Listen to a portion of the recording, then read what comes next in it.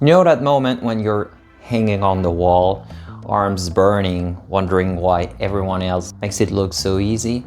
Well, I've got news for you.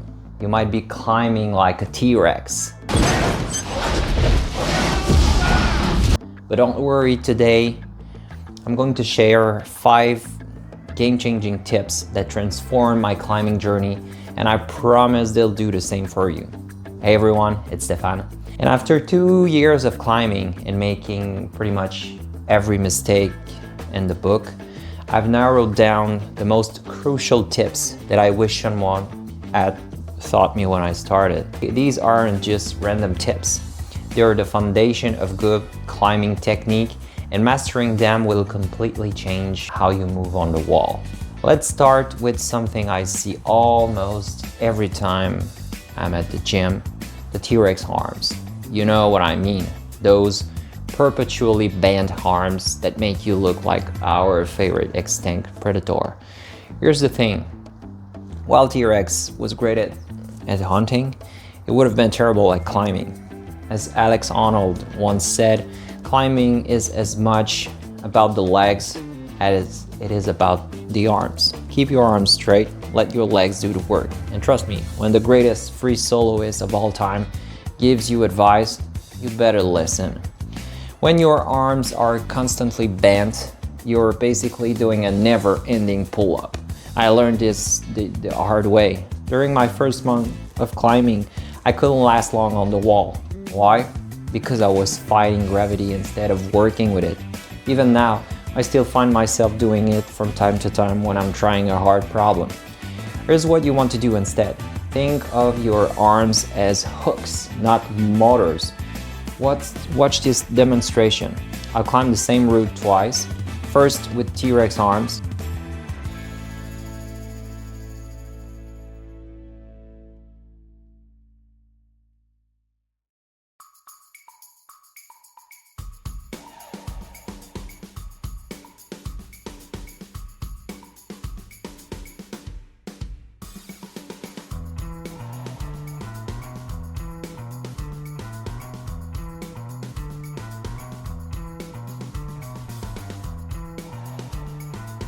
And then with straight arms.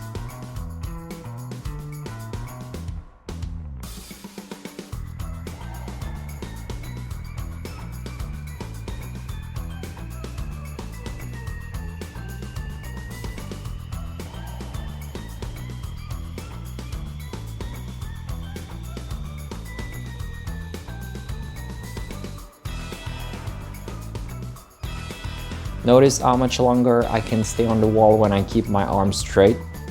That's because I'm using my skeleton to hang, not my muscle. Now let's talk about something that completely changed my climbing game, the silent feet technique. Close your eyes for a second and imagine you're a ninja scaling a wall. Would a ninja's feet make noise? Obviously not.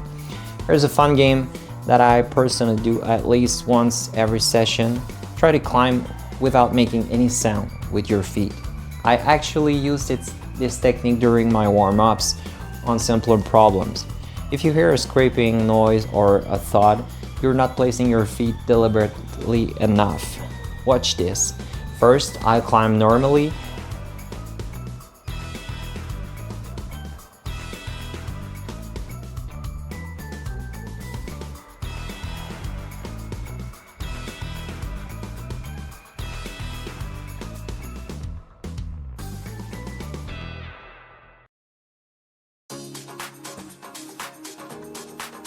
And then I climb, focusing on silent foot placement.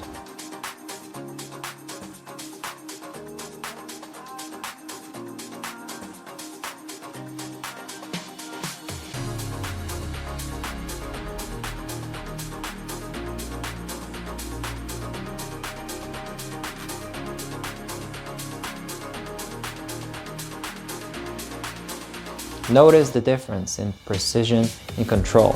And remember, your feet are your real engine, not your arms. I know it sounds counterintuitive, but the better you get at using your feet, the less your arms will have to work. Let's get serious for a moment. You know what's the fastest way to end your climbing session, or worse, your climbing journey? Finger injuries. I learned this lesson the hard way when I had to take a couple of weeks off because I ignored the warning signs. Here's my non-negotiable finger care routine.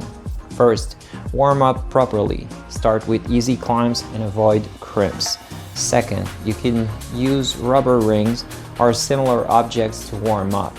Third, pay attention to any unusual finger pain. Fourth, learn basic taping technique. I'll show you one right now.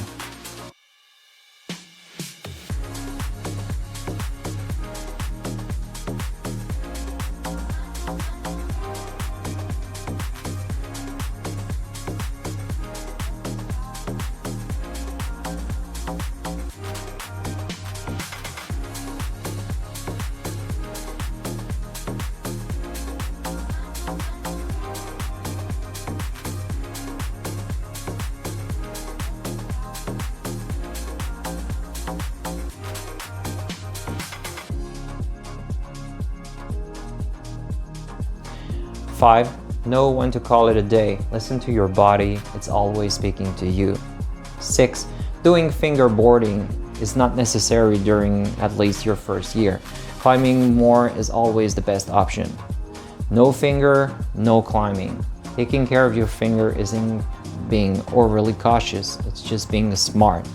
If you are consistent with climbing, you'll have more resilient fingers, but that doesn't mean you should push them beyond their limits. Here's something that transformed my climbing: talking to everyone at the gym.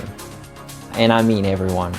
That strong climber who makes everything look easy, they were beginner ones too. And most climbers love sharing their knowledge. Let me share a personal story. Last week, I was stuck on this tricky V6.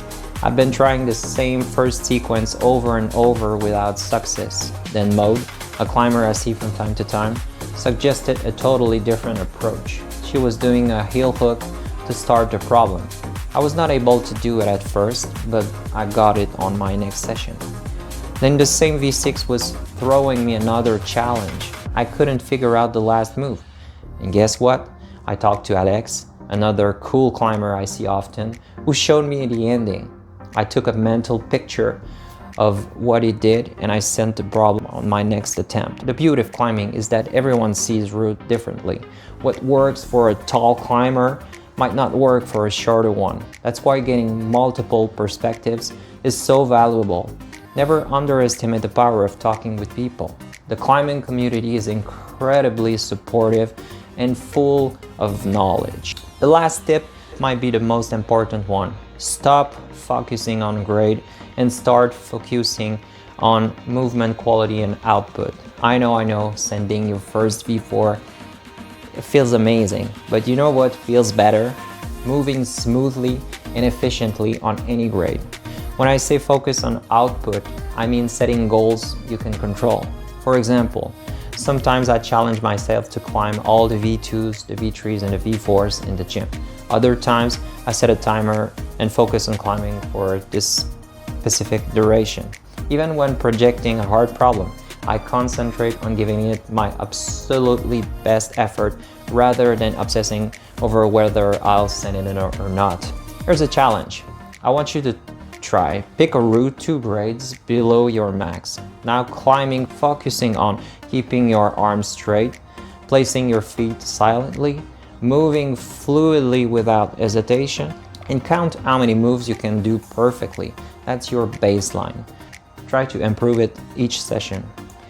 I want you to try these tips during your next climbing session. Start with one at a time. Maybe focus on straight arms for a whole session, then add silent feet in your next session.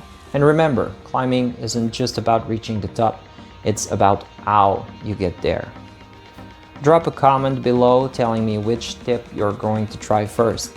If you're interested in learning more about combining plant-based nutrition with climbing for optimal performance, make sure to check out my newsletter, Plant Powered Peaks, link in the description. And don't forget to subscribe for more climbing content like this. See you on the wall.